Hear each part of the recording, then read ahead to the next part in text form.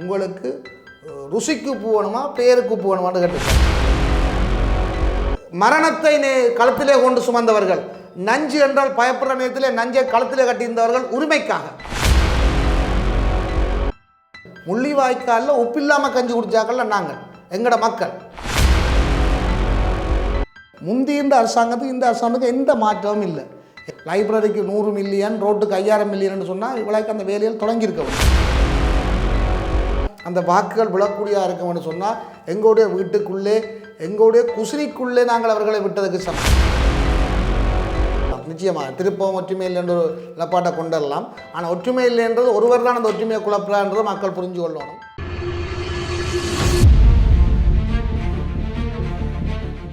உலகத்தமிழ் சொந்தங்களுக்கு வணக்கம். மற்றும் ஒரு சொல்வீச்சு நிகழ்ச்சியினூடாக இந்த வாரமும் உங்களை சந்திப்பதிலே மகிழ்ச்சி.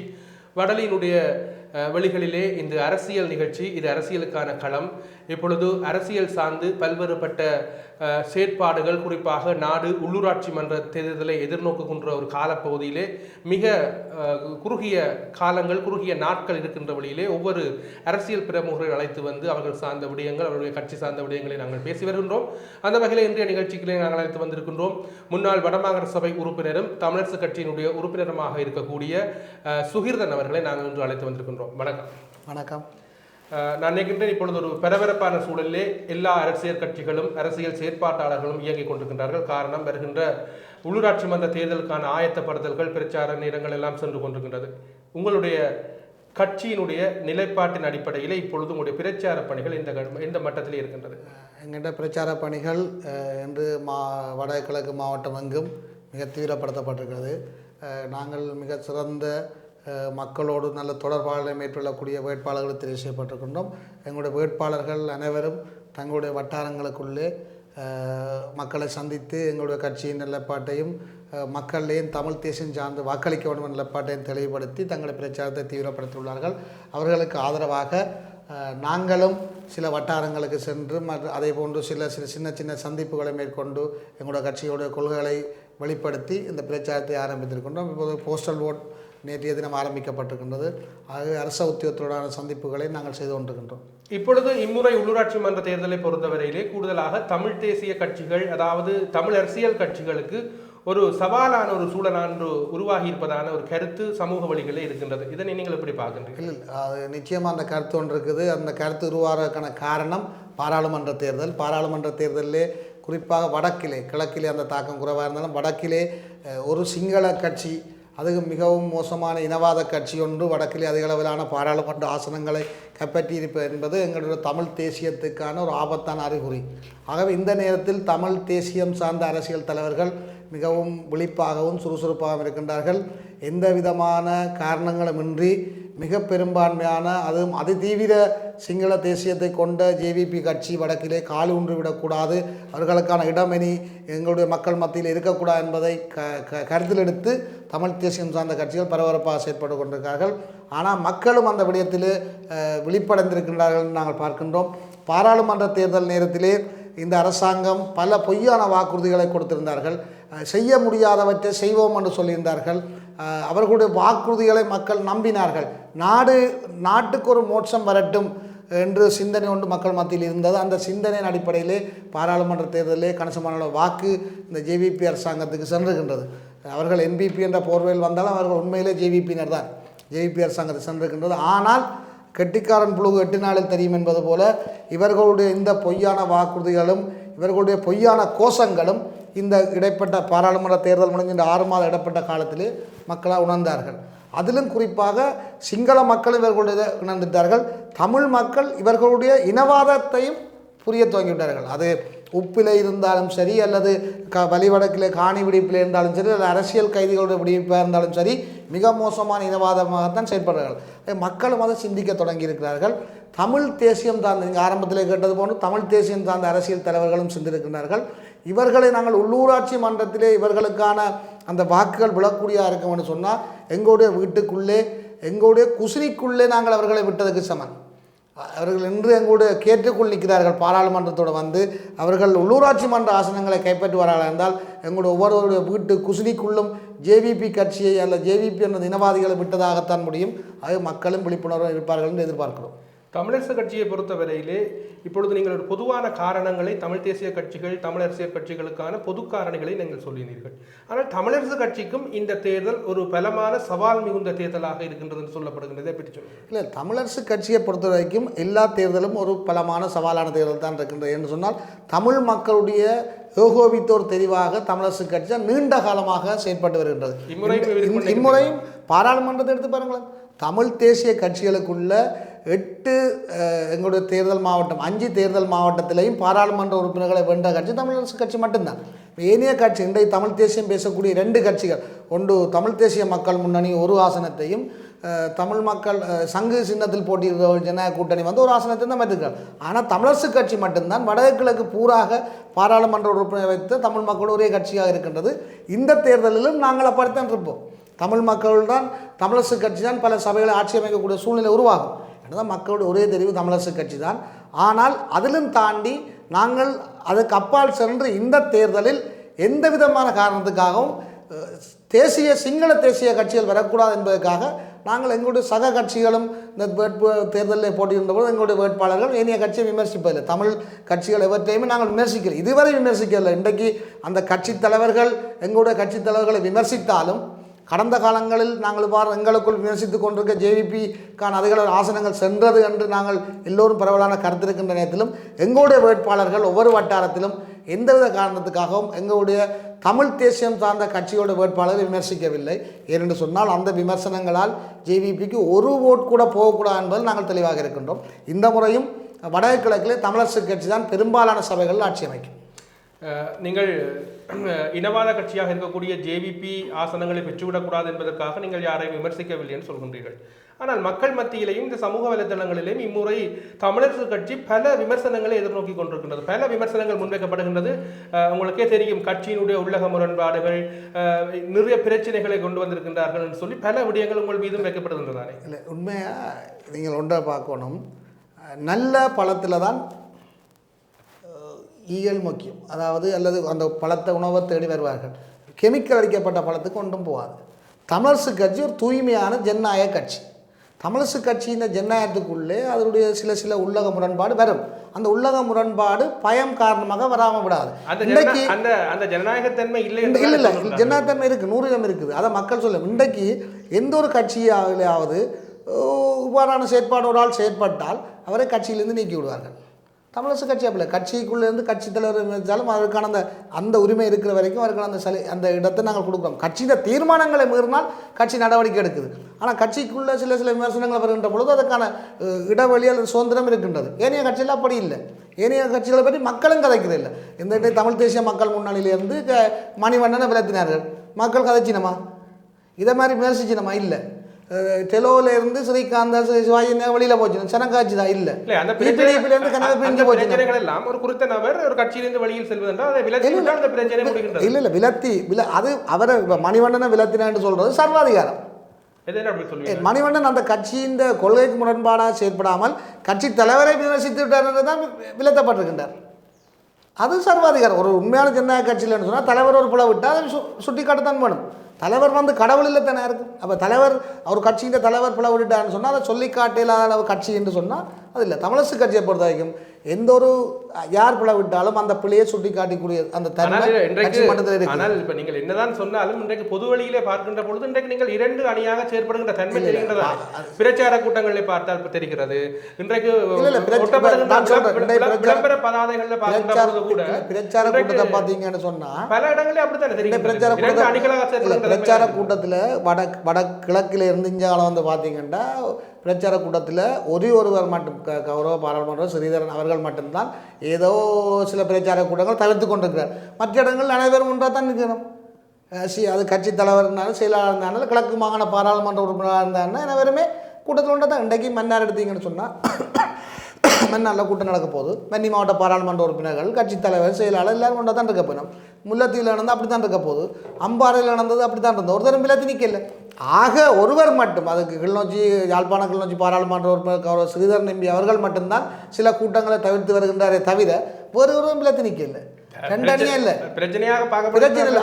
அவர் ஒருவர் தான் இப்போ அணியாக செயற்படுறார், மற்றவருமே இல்லை. அப்படி பார்க்க போனால் மற்றவர்களை யாரும் சொல்லவும் இல்லை. அதான் சொல்கிறேன், 2 அணின்றது. அப்போ அவர் ஒருவரும் கட்சி ஃபுல்லாக எதிராக ஒரு நிற்கிறதா தான் காட்டப்போகுது. ஏன்னா இன்றைக்கு 8 பாராளுமன்ற உறுப்பினரில் 7 பேர் எல்லா கூட்டங்களையும் பங்கு பற்றினோம். நீங்கள் பார்த்துருப்பீங்க, கிழக்கிலேருந்து பார்த்தா 7 பேர் எல்லா கூட்டத்திலும் பங்கு பற்றினோம். ஒருவர் தான் பங்கு பெற்று அவருடைய நிகழ்ச்சிகள் என்னென்று எங்களுக்கு தெரியல, ஏன் அப்படி செய்கிறாருன்னு கூட தெரியல. ஆனால் இந்த விமர்சனம் மக்கள் மத்தியில் இருக்குது. நீங்கள் கேட்ட கேள்வியை நான் மறுக்க இல்லை. ஏன்னா சில கூட்டங்களில் வர இல்லை, அந்த வேட்பாளர் கூட்டத்துக்கு வர இல்லைன்ற குற்றச்சாட்டு இருக்குது. ஆனால் அவர் மட்டும்தான் வர இல்லை, மிச்சம் எல்லாரும் ஒற்றுமையாக தான் நிற்கிறோம். ஏன் அவர் அந்த ஒற்றுமையாக குழப்பலான்னு எங்களுக்கு தெரியல. பார்லிமெண்ட் தேர்தல் முடிஞ்சது, யாழ் மாவட்டத்தில் அவரோட பாராளுமன்ற உறுப்பினர் இருக்கிறார். அவர் அந்த இதுக்குள்ள மத்திய குழு ஒரு தீர்வை காணலாம் தானே? இல்லை இதுக்கு பிறகு, இந்த தேர்தலுக்கு பிறகு இவ்வாறான கூட்டங்கள் இப்போ இனித்தான் மத்திய குழு கூட்டம் கொண்டு கூடும். அந்த மத்திய குழு கூட்டத்தில் நிச்சயமாக இது சம்பந்தமாக கதைப்பினம் எதிர்பார்க்கிறேன். சொன்னால் இந்த வேற்றுமைகள் நாளைக்கு தேர்தலிலே ஒரு பாரிய மாற்றத்தை கொண்டு வரக்கூடிய வாய்ப்புகள் இருக்கலாம் நிச்சயமாக. திருப்பம் ஒற்றுமை இல்லை என்ற ஒரு நிலப்பாட்டை கொண்டு வரலாம். ஆனால் ஒற்றுமை இல்லைன்றது ஒருவர் தான் அந்த ஒற்றுமையை குழப்பலான்றது மக்கள் புரிஞ்சு கொள்ளணும். மிச்சம் எல்லாரும் ஒற்றுமையாக தான் இருக்கணும் தமிழரசு கட்சிக்கு. நான் நினைக்கிறேன் இனி வரப்போகிற ஒரு மத்திய குழு கூட்டத்தில் இது சம்பந்தமான ஒரு கலந்துரையாடல் நடைபெற வேண்டிய எதிர்பார்க்கிறேன். என்றால் தேர்தலுக்கு பிறகுதான் இந்த குழப்பம் கொண்டு தெரியுது. இந்த குழப்பம் இருக்கக்கூடாது. நான் நினைக்கின்றேன் இறுதி கூட்டங்களில் அவர் இந்த மேடைகளுக்கு வரக்கூடிய சந்தர்ப்பம் இருக்கலாம். இல்லைன்னு சொன்ன ஏன் வரவில்லை என்ற பதில் அவருக்கு நிச்சயமாக கட்சியின் மத்திய குழுவுக்கு தெரிவிக்க வேண்டும். இதிலே ஆசனங்கள் வடகிழக்கிலே தமிழரசு கட்சி குறைவுமாக இருந்தால் அவர் அதை பொறுப்பெடுக்க வேண்டும், அதை குழப்பினதுக்காக. அல்லது அவர் கட்சிக்கு அதை தெரிவிக்க வேண்டும், ஏன் நான் அதை தவிர்த்தினான். அவருடைய பிரச்சாரங்கள் இதர சபைகளில் இடம்பெறுகின்றன. நான் நினைக்கிறேன் கட்சியை தவிர இல்லை எல்லா இடமே எல்லாரும் வேலை செய்திருக்கணும். சில இடங்களில் நாங்கள் கூட்டங்கள் போடுகின்ற பொழுது நேரம் உள்ளவர்கள் அந்த கூட்டத்தில் பங்கு பெற்றார்கள். நான் நினைக்கின்றேன் நேற்றைய தினம் கோப்பாயிலே 2-3 வட்டாரங்களில் கூட்டத்திலே பங்கு பெற்றிருந்தார் சிறுநீர் பேர்கள். அதே போன்று வட்டுக்கோட்டையிலே சில வட்டாரங்களில் கூட்டங்களில் பங்கு பெற்றிருந்தார். ஆகவே எல்லாரும் எல்லா இடம் வேலை செய்யணும்னு இருக்கிறோம். இந்த வெளி மக்களுடைய பார்வையிலே பார்க்கின்ற நேரத்தில் இவ்வாறான உறவுகளை காட்டுவது எங்களோட கட்சிக்கு ஆரோக்கியமானதல்ல. இன்றைக்கு நாங்கள் இறுக்கமாக தமிழரசு கட்சி எல்லா சபைகளையும் வெல்லோணும் என்ற சிந்தனையில் இருக்க கட்சியின் மூத்த தலைவர்கள் இவ்வாறு குழப்புவது அழகில்லை என்றது எங்களோட கட்சி அடிமட்ட தொண்டர் கூட சொல்கிறார். ஆகவே அந்த விடயத்தில் இன்றைக்கு இவர் எங்களோட வேட்பாளர் அறிமுக கூட்டத்துக்கு வராத காரணங்கள சில வட்டாரங்களில் சில கூட்டங்களில் அதுக்கு வராதவரையும் இதுக்கு வருவான் அதில் என்ன பிரயோசனம் கேட்கக்கூடிய சூழ்நிலையும் இருக்குது. இப்பொழுது நான் கேட்ட கேள்வியினுடைய அந்த நிலப்பாடு தான் சொல்கிறேன். 2 அணி இல்லை, ஒருவரும் மற்றவர்களுமாக தான் இருக்கிறார்கள். 2 அணி இல்லை. இன்றைக்கு 8 பாராளுமன்ற உறுப்பினர்கள் 7 பாராளுமன்ற உறுப்பினர்கள் எல்லா கூட்டத்திலும் உண்டா பங்கு பற்றினோம். 2 அணி என்று சொல்வது அவரும் ஒருவர் அதை குழப்பி கொண்டிருக்கின்றார். அதான் உண்மை. இப்போ இந்த நிலைமையில் மற்றும்படி கூட்டங்கள் மேடைகள் அப்படி தான் இருக்குது. பார்ப்போம், அது வரும் இறுதி நேரங்களில் ஒரு சரியான ஒரு நிலப்பாட்டுக்குள்ளே வரக்கூடிய இருக்கும்னு எதிர்பார்க்கும். இப்பொழுது இந்த என்பிபியை பொறுத்தவரையிலே இன்றைக்கு மக்கள் மத்தியிலே என்பிபி சார்ந்தவர்களும் சரி, என்பிபியினுடைய பாராளுமன்ற உறுப்பினர்களும் பல்வேறுபட்ட வியாக்கியானங்களை சொல்லி வருகின்றார்கள். என்பிபி வேறு, ஜேவிபி வேறுன்னு சொல்கின்றார்கள். ஆனால் அதே அடுத்த கூட்டத்தில் சொல்லுகின்றார்கள் எங்களுக்கும் ஒரு ஆயுத போராட்ட வரலாறு இருக்கின்ற விடயங்களை சொல்லுகிறார்கள். இதை நீங்கள் எப்படி பார்க்கிறீர்கள்? இல்லை, அவைக்கு ஆயுத போராட்ட வரலாறு இருக்குது. நான் நிச்சயமாக ஜேவிபி அந்த நேரம் தன்னுடைய மக்களுக்காக, அவர்களை பொறுத்தவரை அவருடைய மக்களுக்காக ஆயுதம் எடுத்து போராடி இருக்கின்றார்கள். அவர்கள் இனவாதமாக தமிழ் மக்களுக்கு எதிராக போராடி இருக்கின்றார்கள் என்பதை எங்களுடைய தமிழ் சார்ந்து போய் நிற்கிறவர்கள் புரிந்து கொள்ள வேண்டும். ஆகவே அவர்களுக்கு ஒரு ஆயுத போராட்ட வரலாறு இருக்கின்றது உண்மை. ஜேவிபிக்கு ஒரு ஆயுத போராட்டம் வர்றாரு. அந்த போராட்ட வரலாறு என்னத்துக்கு எதிரான இருந்தது? தமிழ் மக்களுக்கு எதிராகவும் இருந்திருக்குது. அதை தமிழ் பாராளுமன்ற உறுப்பினர்களும் ஜேவிபி சார்பாக இங்கே வேட்பாளர்கள் நிற்கின்றவர்களும் புரிந்து கொள்ள வேண்டும். அதை புரிந்து கொள்ளாமல் அவர்கள் ஆயுதம் தூக்கின சரி என்று, எங்களுக்கு எதிராக ஆயுதம் தூக்கின சரி என்று அவர்கள் நியாயப்படுத்தக்கூடாது. ஜேவிபியின் இனவாதம் என்பதை நாங்கள் நேற்று வவுனியா நடந்த கூட்டத்தில் பிமல் ரத்நாயக்கா சொல்லியிருக்கின்றார். உங்களுக்கு ருசிக்கு உப்பு வேணுமா பேருக்கு உப்பு வேணுமான்னு கேட்டிருக்காரு. நாங்கள் ருசிக்கு பார்க்காக்கள் இல்லை, முள்ளி வாய்க்காலில் உப்பு இல்லாமல் கஞ்சி குடித்தாக்கள்ல நாங்கள். எங்களோட மக்கள் உப்பு இல்லாமல் கஞ்சி குடி. ஏன் உப்பு இல்லாமல் கஞ்சி குடித்தவை? எங்களுக்கு உப்பை விட எங்களோட உரிமை தான் முக்கியமாக இருந்தது. ஆகவே இந்த இனவாதிகள் இப்படி பேசக்கூடியவர்கள், ஒரு உப்பின்ற பேருக்கு வந்து உங்களுக்கு ருசி முக்கியமாக பேர் முக்கியமானு கேட்குறவர்களுக்கு, இந்த அவர்களுடைய அற்ப சலுகைக்கு நக்கிறவர்களுக்கு தான் அது சரி. தேசியத்துக்காக உண்மையாகவும் எங்களோட கொள்கைக்காக இருக்கிறவர்களுக்கு எங்களுக்கு ருசி முக்கியம் இல்லை, எங்களோட உரிமை தான் முக்கியம். உப்பு இல்லாட்டிலும் பரவாயில்ல, ஆனால் எங்களோட உப்பின்ற பேரை மாற்றுறதான் எங்களை பிரச்சனை. எங்களுக்கு அந்த இடத்துலேருந்து உப்பு செய்யாமல் எங்களோட சின்ன உப்பு இல்லாமலும் சாப்பிடும். ஆனால் அந்த இடத்துல உப்பு செய்தால் அது ஆணவ உற்பத்தி தான் வரணும். அதைத்தான் நாங்கள் எதிர்பார்க்குறோம். ஆகவே கௌரவ அமைச்சர் அவர்களுக்கு நாங்கள் சொல்லிக்கொண்ட விடயம், நான் பொறுப்பாக முன்னாள் மாகாண சபை உறுப்பினர் சொல்லிக்கொண்ட விடயம், எங்களுக்கு ருசியை விட எங்களோட உரிமை தான் முக்கியம். அந்த உரிமைக்காக நாங்கள் எதையும் இழக்க தயாராகின்றோம். எங்கண்ட உறவுகள் மரணத்தை களத்திலே கொண்டு சுமந்தவர்கள், நஞ்சு என்றால் பயப்படுற நேரத்திலே நஞ்சை களத்திலே கட்டியிருந்தவர்கள் உரிமைக்காக. ஆகவே எங்களுக்கு ருசியை விட உப்பினுடைய பெயர் தான் முக்கியம் என்பதை இந்த இடத்துல சொல்லிக்கொண்டேன். அவர்களுக்காக தங்களுடைய அற்ப சலுகைகளுக்காக, தங்களுடைய குடும்ப உறுப்பினர்களுக்காகவும் தங்களுடைய அற்ப சலுகைகளுக்காகவும் அவர்களுடைய காலை நக்கின்ற எங்களுடைய வேட்பாளர்களும் சரி, அவர்களுடைய பாராளுமன்ற உறுப்பினர் உணர்ந்து கொள்ள வேண்டும். நீங்களும் சொல்லுங்கள், தமிழ் மக்கள் ருசியை விட உரிமைக்குத்தான் முன்னுரிமை கொடுப்பார்கள் சொல்ல வேண்டும். இம்முறை பொறுத்தவரையில் நாங்கள் பார்க்கின்ற பொழுது இந்த முறை தேர்தலில் நிறைய கட்சி தாவல்கள், சென்ற முறை கட்சியில் இருந்தவர்கள் இன்னொரு கட்சியிலே, இன்னொருத்தர் சுயேட்சையாக, இப்படி பல்தரப்பட்ட நிலைப்பாடுகள் எல்லாம் மாற்றம் அடைந்திருக்கிறது. இதனை எப்படி பார்க்கின்றீர்கள்? இல்லை, அரசியல் உரிமை என்று எல்லாருக்கும் பொதுவானது. வெறும் அரசியல் தேர்தலிலே களமிறங்கலாம், நல்ல தேர்தலிலே போட்டியிடலாம், அந்த மக்களுடைய ஆதரவு இருந்தால் ஒரு உறுப்பினராகவோ அல்ல ஒரு பதவிநிலைக்கு வரலாம்.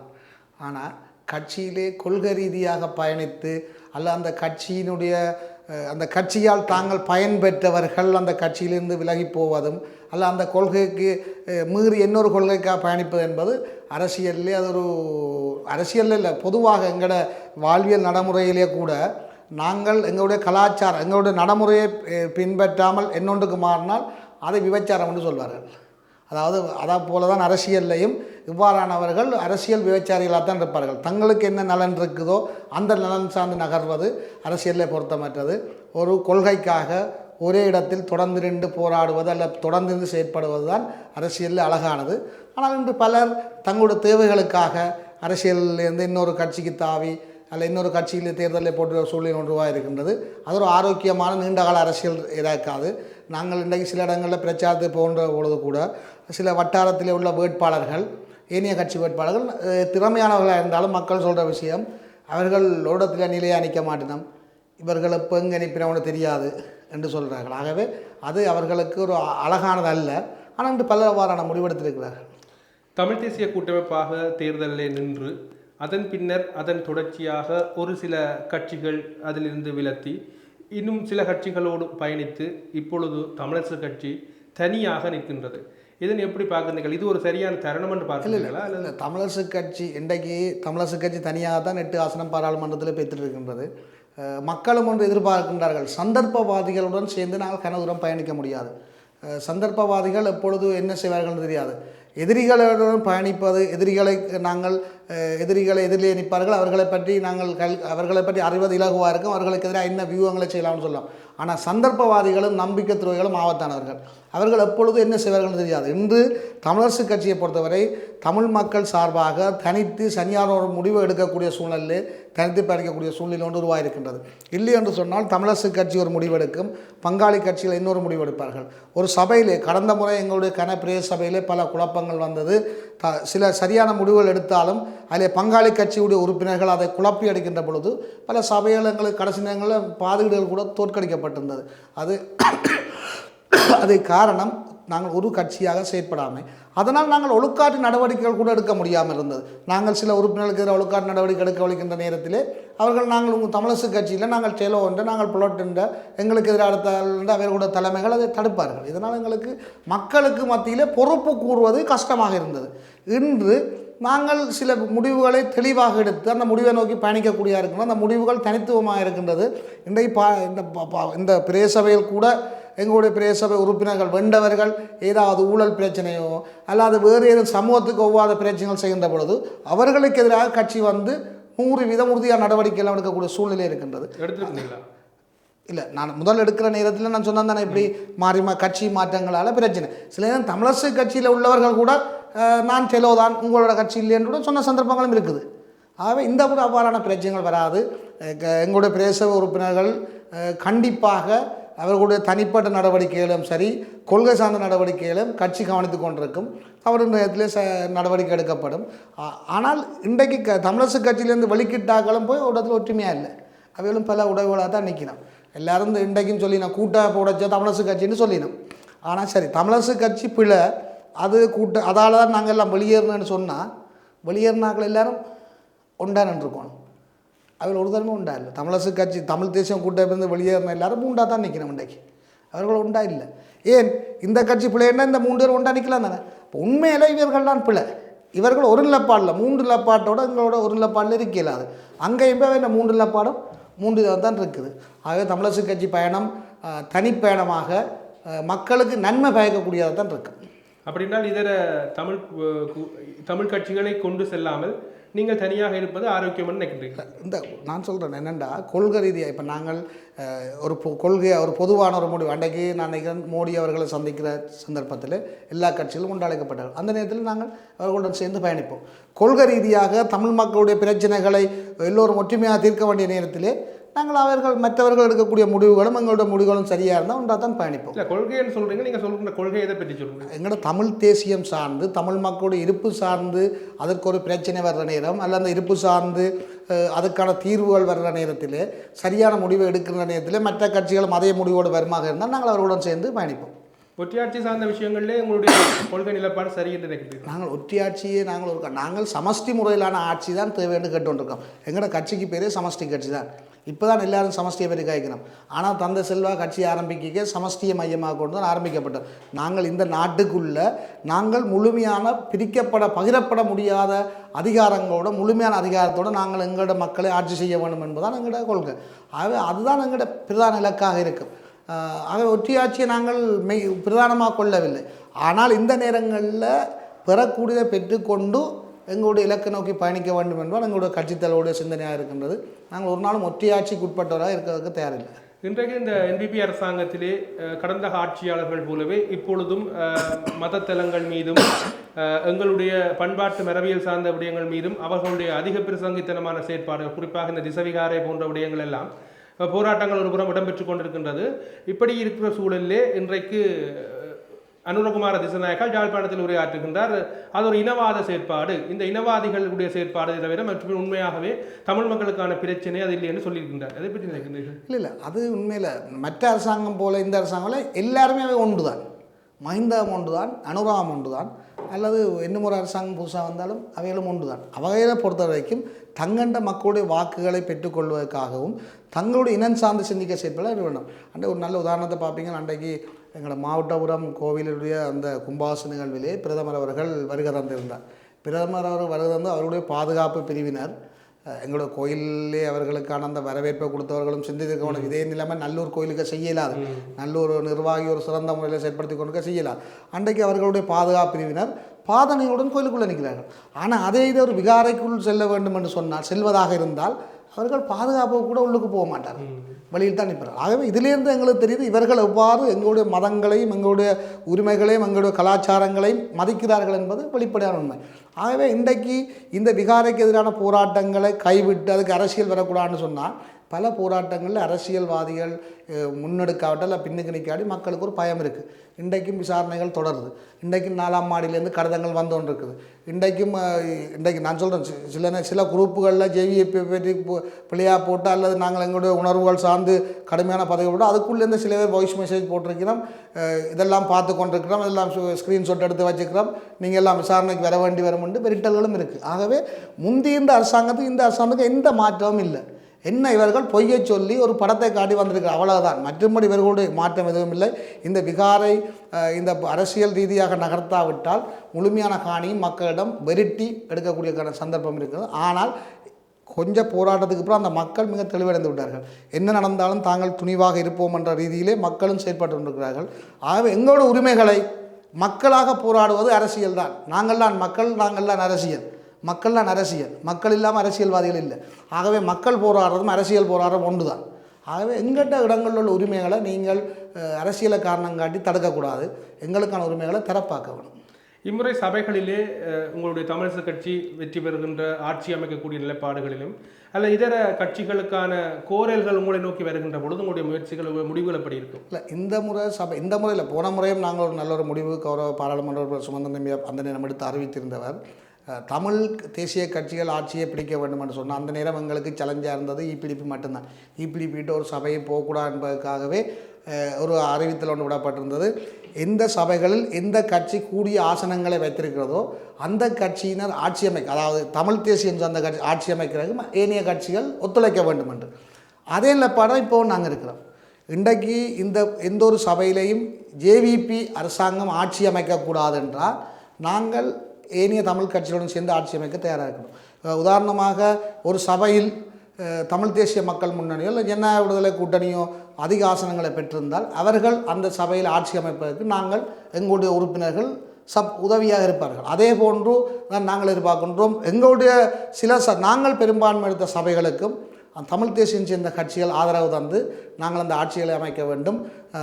ஜேவிபி போன்ற அல்லது தெற்கிலேருந்து வந்த சிங்கள கட்சிகளுடைய உறுப்பினர்கள் இந்த சபைகளை ஆட்சி அமைப்பதற்கு நாங்கள் ஒருபோதும் இடமளிக்க மாட்டோம்.